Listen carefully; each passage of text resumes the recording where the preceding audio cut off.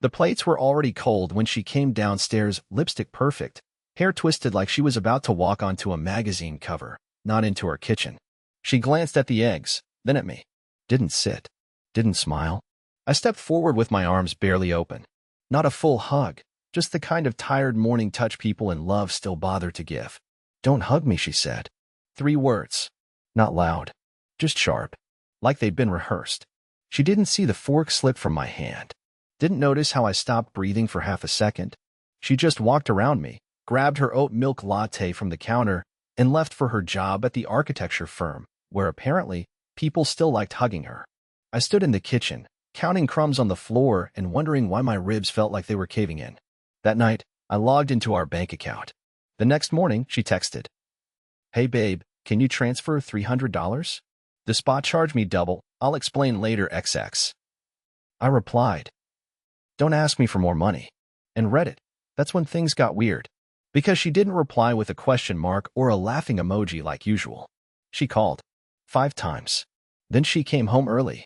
Then she stood in the doorway with her purse still hanging off her elbow and said, voice trembling, "Are you serious?" I was. And for the first time in our 11-year marriage, she looked afraid of me. But this isn't a story about money.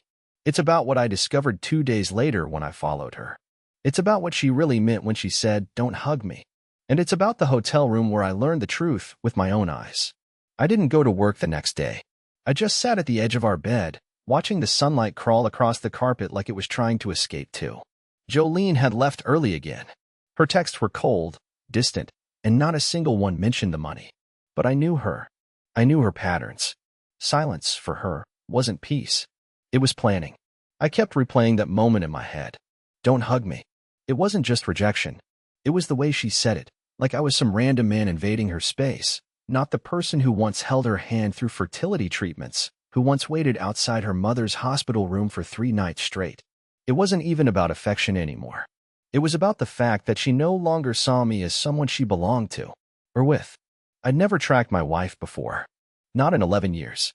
I never went through her phone, never questioned her work dinners, and never once asked why she took weekend consulting sessions for a company I'd never heard of.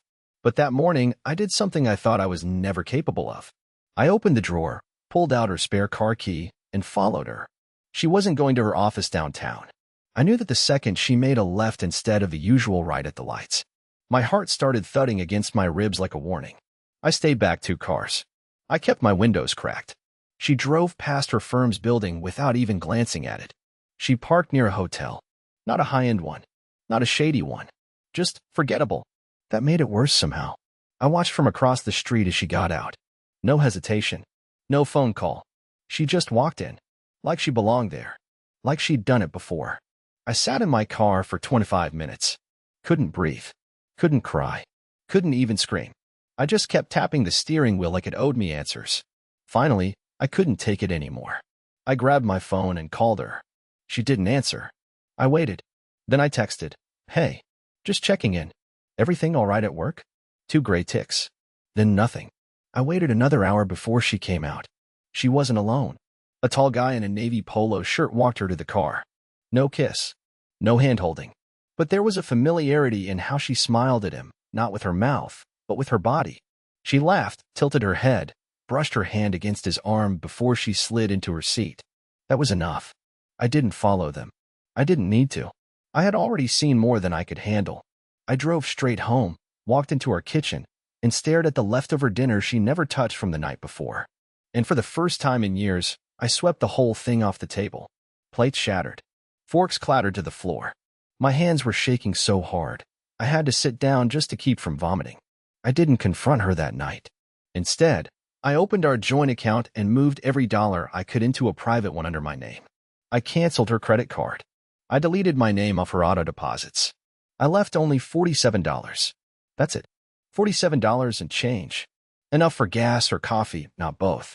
She came home after midnight. Didn't explain where she was. Just tossed her purse onto the couch and mumbled, "I'm exhausted."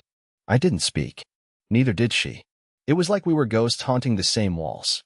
The next morning, I left for work before she even stirred. I waited until noon to get the first message. "Did you touch our account? My card isn't working. What the hell is going on?" I didn't reply. Not yet. I needed her to feel what I'd been feeling for months. And then the second message came. Curtis, what is this? Where's the money? Still, I said nothing. By 4 p.m., she called me 8 times. And by the time I got home, I found her crying in the living room. But not for the reason I thought.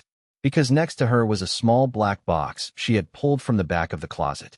And inside that box was something I hadn't seen in years. When I walked through the front door that evening, I wasn't expecting tears. I wasn't expecting anything, really. I had spent the entire day going over scenarios in my head. Would she yell? Would she lie? Would she even be home? But what I found was silence. Not peaceful silence. It was that eerie, static-laced quiet you only hear in a house where something has already gone very wrong. Jolene was sitting on the edge of the couch, staring at her phone like it had personally betrayed her. Her purse was dumped out across the floor.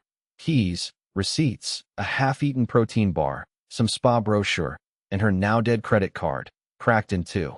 But what caught my eye first wasn't any of that. It was the small, matte black box on the coffee table. Square. Dusty. I hadn't seen it in years. She used to keep it buried deep in the closet behind our old wedding album, the one with the fake eucalyptus leaves and pressed roses. It was her emergency box, she once told me. I assumed it held sentimental junk, maybe her grandmother's earrings, a photo of her college friends, old perfume samples. But that night, it was wide open, and whatever was inside had made her face pale. She looked up at me like I was a stranger. Why would you do this? She asked. Her voice was thin, unsteady, not the cold, confident tone she usually used when she wanted to manipulate a conversation. I didn't answer. I walked over slowly, sat in the chair across from her, and kept my eyes on the box. What's in it? I asked. She didn't reply, so I leaned forward and looked. Inside was a burner phone, a stack of cash, not hundreds, but enough, maybe $2,000, and an envelope. My name wasn't on it, but the corner had been torn open like she'd already peeked inside. She followed my gaze and suddenly looked defensive. It's just old stuff, she said too quickly. From before. Before what? I asked. Before you stopped hugging me? Before you started disappearing overnight? She stood up, arms crossed, eyes darting toward the box like she regretted leaving it in the open. You shouldn't have touched the money, Curtis, she said sharply. That was crossing a line. I laughed, not because anything was funny, just because I'd never heard anything more hypocritical in my life. Crossing a line? I said, louder than I meant to. You sneak off to hotels, lie about work trips, hide cash in a backup phone box in our closet, and I crossed the line? She froze. Her silence wasn't the defensive kind. It was worse. It was confirmation. That subtle, soul-crushing kind of silence where the truth just floats in the air and no one bothers to deny it anymore. And then she said it. I was going to leave. Just like that. No build-up. No apology. No drama. She just tossed it onto the table like another broken plate. I sat back. I wanted to ask when. I wanted to ask why. But I didn't. I just stared at her, and for the first time in a long time, I saw her. Not the woman I married, not the girl I fell in love with, but a stranger who had been planning my erasure one text at a time. She continued before I could speak. It wasn't going to be like this. I had a plan. I was going to tell you after the holidays. I didn't want it to get ugly. After the holidays, I repeated, my voice cracking. So I could buy you gifts and pay for your parents' flights, and pretend everything was fine while you lined up your escape route. She had the audacity to look offended. It's not like that. No. I snapped. Then explain the hotel. Explain Ryan. Explain why I had to follow you just to see what my wife actually does when she's at work. That got her. Her mouth opened, then closed. Then she sat back down, suddenly exhausted, like lying had taken more energy than expected. And then, she confessed something I wasn't ready for. She hadn't just been seeing Ryan. She'd been living a second life. Her promotion? It was more than just a title. It was a convenient curtain to hide the fact that she'd been putting money into a private account since last year. Her own little freedom fund, as she called it. She was planning to use it to move out, get a new apartment, and start fresh, without telling me until the day she left. I stared at her, heart pounding, mouth dry. So all of this, the distance, the coldness, the don't hug me, it was just to make the exit easier? She looked away. And that told me everything I needed to know. But I still hadn't seen the worst of it. Because what I found in that burner phone, the messages, the photos, the videos, made me realize she wasn't just planning to leave. She was mocking me while doing it. I didn't touch the burner phone that night. I couldn't. It sat there on the coffee table, dark and motionless like a tiny bomb waiting to detonate. Jolene had gone upstairs without another word after her confession, and I sat alone, trying to convince myself not to look. That maybe ignorance was safer. Maybe, somehow, things weren't as bad as they seemed. But the truth? The truth was already chewing through me from the inside out. By 3 a.m., I was still awake. I took the phone into the garage, sat on the cold concrete floor like a ghost of myself, and powered it on. No password. That alone nearly made me sick. She trusted whoever this phone was for more than she trusted me. It booted up with a generic screen, one wallpapered in some stock beach image. I braced myself. The messages were in the default app, all under a contact named RS. Ryan Sutter.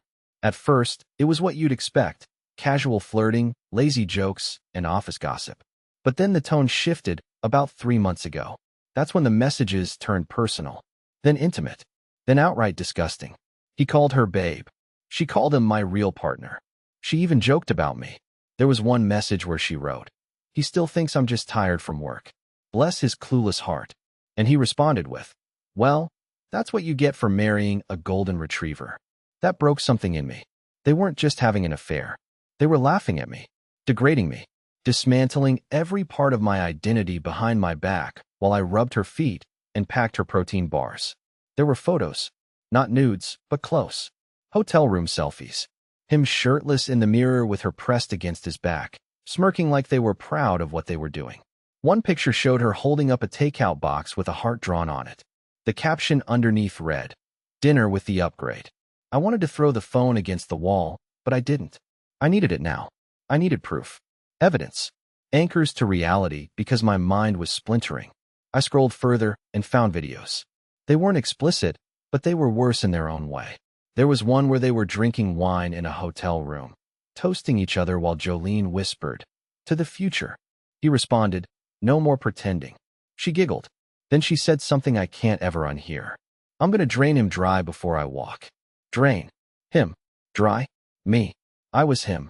I wasn't even a name in her story anymore, just an obstacle between her and her new chapter. I sat in that garage until the sun came up. My hands were numb. My soul felt like it had been scraped clean. This wasn't just betrayal. This was planned sabotage. I went upstairs.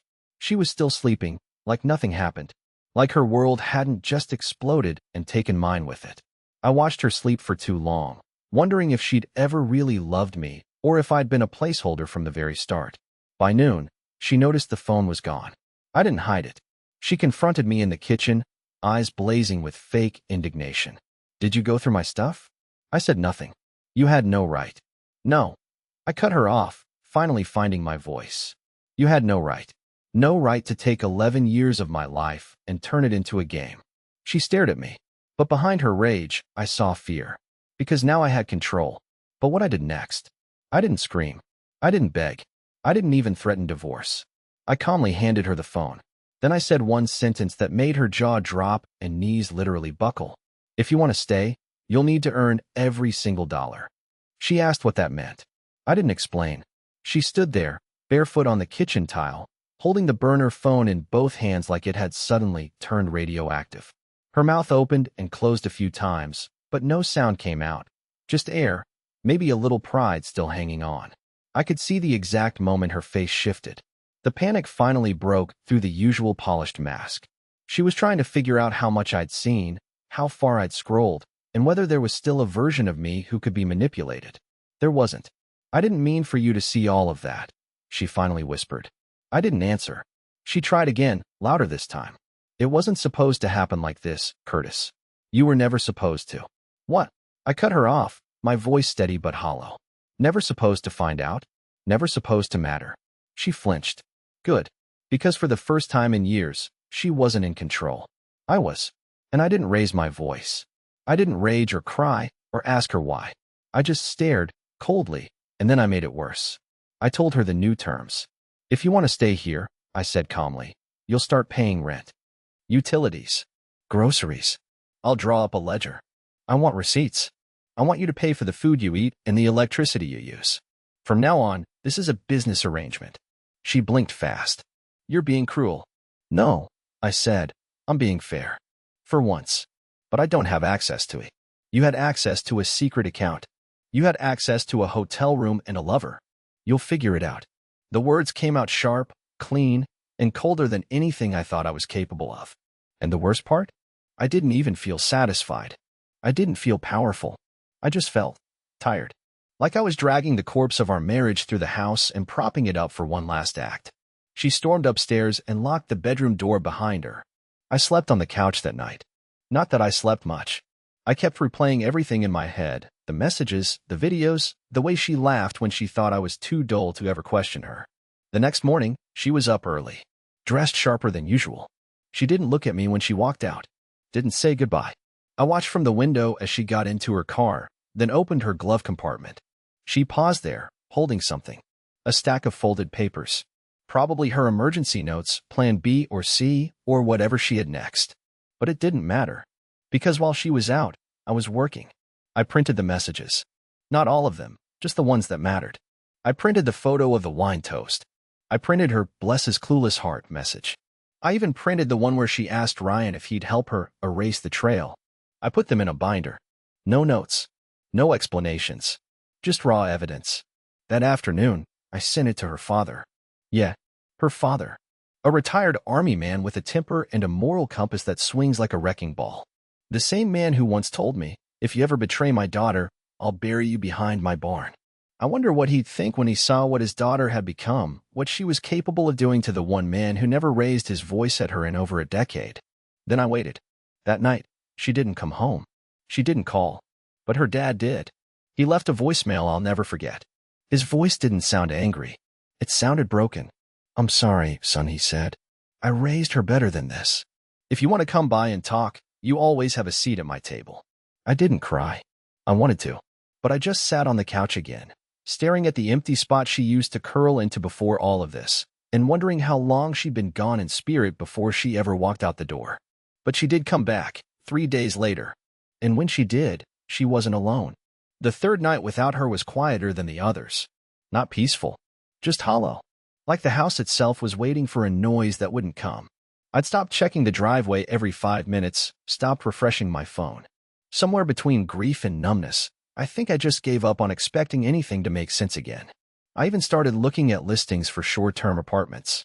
I wasn't planning on leaving, not yet, but I needed to feel like I had options. Like there was still a door with my name on it somewhere in the world. It was just after 7 p.m. when I heard the door open. Not unlock, open. She still had her key. I didn't get up right away. I waited. Let her come to me. Let her feel that thick wall of silence I'd been living in. And when I finally turned the corner from the kitchen, I froze. She wasn't alone. Jolene stood in the entryway with a woman beside her, someone maybe in her 40s, dressed professionally, holding a clipboard. My first thought was lawyer. My second thought was social worker. The woman's expression wasn't hostile, it was clinical. Neutral. Like I was just another entry on her afternoon list. This is Amanda, Jolene said, barely meeting my eyes. She's a mediator. A what? A family mediator. Conflict resolution. She specializes in transitions. I stared at her, jaw clenched so tight I could feel the pressure in my ears. Transitions, I repeated. You show up after disappearing for 3 days with a total stranger to tell me we're transitioning? Jolene sighed like I was being unreasonable.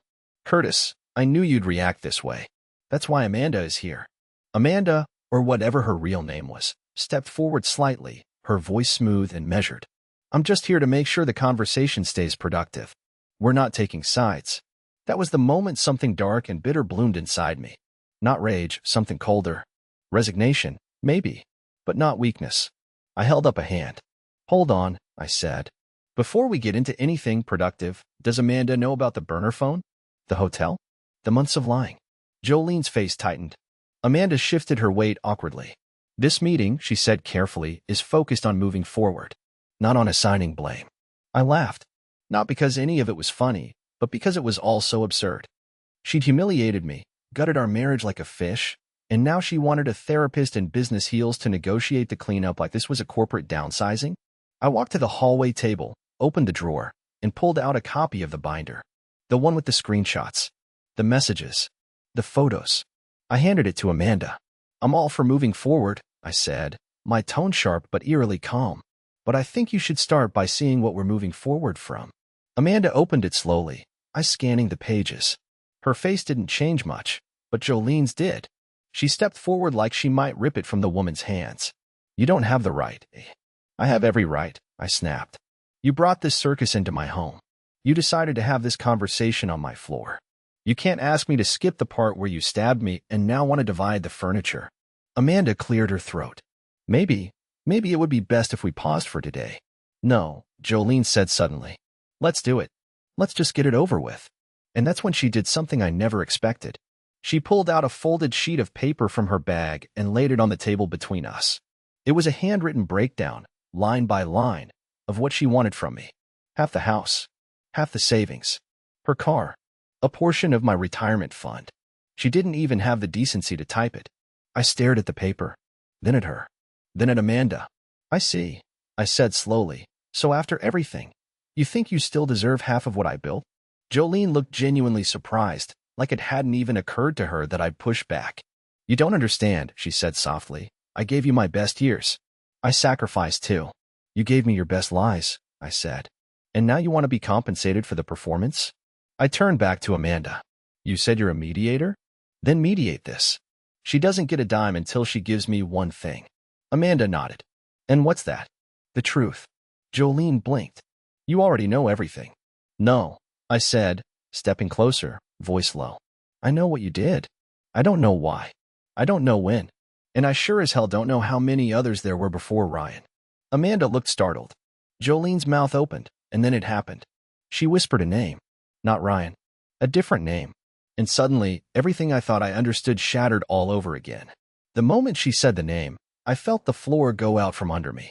Not in a dramatic way, more like in slow motion, like the air had turned too heavy to stand in. My ears buzzed. My stomach twisted. I must have stared at her for a full 10 seconds before I managed to speak. Wait, what did you just say? She didn't repeat it. She just looked away, toward the wall, then at Amanda, then down at her shoes like the soles might offer her an escape hatch. I said the name myself this time, like it might come out wrong. Aaron? As in your ex-fiancé, Aaron? Silence. My heart was thudding so hard it felt like it might burst through my ribs. I stepped back. My hands were shaking. Jolene wasn't even trying to lie. She wasn't spinning or deflecting. She just stood there, shoulders slumped, like a child who got caught scribbling on the walls but didn't care enough to apologize. You told me you moved to Oregon, I said. You told me you hadn't spoken to him in years. You said you blocked him on everything. Amanda looked like she wanted to disappear. She slowly closed the binder in front of her, like she realized she had walked into something far deeper than a simple relationship mediation. He came back last year, Jolene finally said. He reached out. At first, I ignored him, but what? She hesitated. Then, in a voice so soft I almost missed it, she said, he said he was the only one who ever really knew me. I laughed, but it came out bitter and broken. Of course he did. That's exactly what cheaters say. That's the line, right? I see the real you. God, Jolene, was Ryan just a decoy? No, she said too quickly. No, it wasn't like that. Then what was it? I barked. What was it? She sat down slowly, like her legs had finally given up trying to hold up the weight of her secrets. It started with emails. Just catching up. Then lunch. Then she trailed off. Amanda tried to step in. Maybe we should take a break. Stay out of this, I snapped. You're not mediating anymore. You're witnessing. I turned back to Jolene. How long? Her eyes didn't meet mine. A little over a year. A year. I shouted. You've been seeing him for a year while sleeping next to me, eating dinners I cooked, letting me believe you were working late, crying about stress. You were texting him? She didn't cry. She didn't even flinch. Maybe that's what finally did it for me, the absence of shame. I never stopped loving him, she said quietly, almost like she wanted me to hear it. That was the sentence that shattered what little remained. Not the cheating. Not even the lying. It was that. The idea that this whole time, all those anniversaries, birthdays, late-night conversations I thought were real, she had just been orbiting someone else emotionally while I played the understudy to a ghost she couldn't let go of. You married me, I said, my voice dry and cracking. You said I was your safe place. I meant it, she said. No, I whispered, stepping back. You meant I was your backup. Amanda excused herself, finally, and walked outside. The door closed behind her, and there we were, just Jolene and me. A kitchen once filled with homemade dinners and whispered jokes, now a tomb of something that looked like marriage but wasn't. "Why didn't you leave?" I asked. She didn't answer at first. Then she said, "Because I didn't know if he'd come back for good. I didn't want to end up with nothing." Those words hit harder than anything that had come before. She didn't stay because she loved me. She didn't stay because she was confused or lost or scared. She stayed because I was the insurance policy, the fallback, the man who'd pay the bills and hold her hand while she waited to see if Aaron wanted her again. She used me like a human safety net. That night, I didn't sleep. I couldn't. My mind was a carousel of humiliating memories, the anniversary gift she never opened, the vacations I planned solo, the time I held her while she cried after a hard day, probably right after lunch with him. But the next morning, I made a decision. Not out of anger. Not out of pride. Out of survival. I printed a single piece of paper, folded it in half, put it in an envelope. And when she walked into the kitchen with her rehearsed apology and tired excuses, I slid it across the counter without saying a word. She opened it, read the top line, and froze. Because it wasn't a letter. It wasn't a threat. It was a lease agreement. For her. And she had 3 days to sign it or get out. She didn't touch the envelope at first. Just stared at it like it had teeth. I watched her eyes flick across the header again. Residential lease agreement. Tenant, Jolene Reynolds. Her mouth was slightly open, but for once, she had nothing to say. No spin. No explanation. I could almost see the calculation happening behind her eyes. Was this bluff? Would I cave? Had she pushed me too far? She finally spoke, voice sharp with disbelief. "You're seriously kicking me out of my own house?" I looked at her, calmly. "It's not your house. It's the one I paid for. It's the one you turned into a lie." Her jaw clenched. "You can't do this." "I already did." She opened her mouth again, but I stood up and cut her off. "You have 3 days. Either you sign the lease, contribute like a roommate, or you leave. That's the last conversation I'm having with you about this." And with that, I left. I grabbed my keys, walked out the door, and drove. No destination in mind. I just needed the air, the noise, something that didn't smell like her perfume or echo with her lies. I ended up in the parking lot of a hardware store. Sat there for over an hour, watching people walk in and out, buying tools and garden mulch, completely unaware that my world had just reset itself. When I finally returned, the envelope was gone. The next 2 days were tense but quiet. She stayed in the guest room. We barely spoke. No meals together. No shared routines. On the 3rd morning, I came downstairs and saw a duffel bag by the door. Her car keys were beside it. And a note. It wasn't long.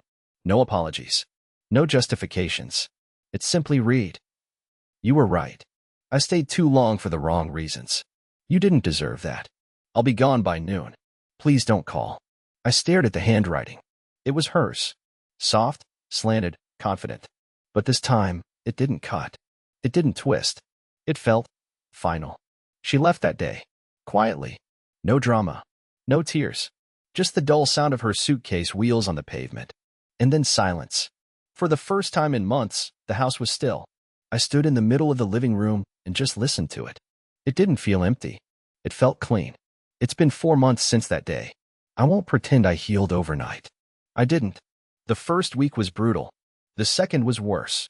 But somewhere around week 6, something strange started to happen. I stopped flinching when the doorbell rang. I started sleeping through the night. I bought new dishes, rearranged the furniture, took down the framed photos of us, and filled the walls with art I actually liked. And then something even stranger happened. I started laughing again. It was at a bakery of all places. I dropped my coffee in front of a woman I didn't know. She laughed. I laughed harder. We ended up sharing a table and talking for nearly 2 hours. Her name's Clara. She's kind, smart, and, most importantly, she doesn't make me feel invisible.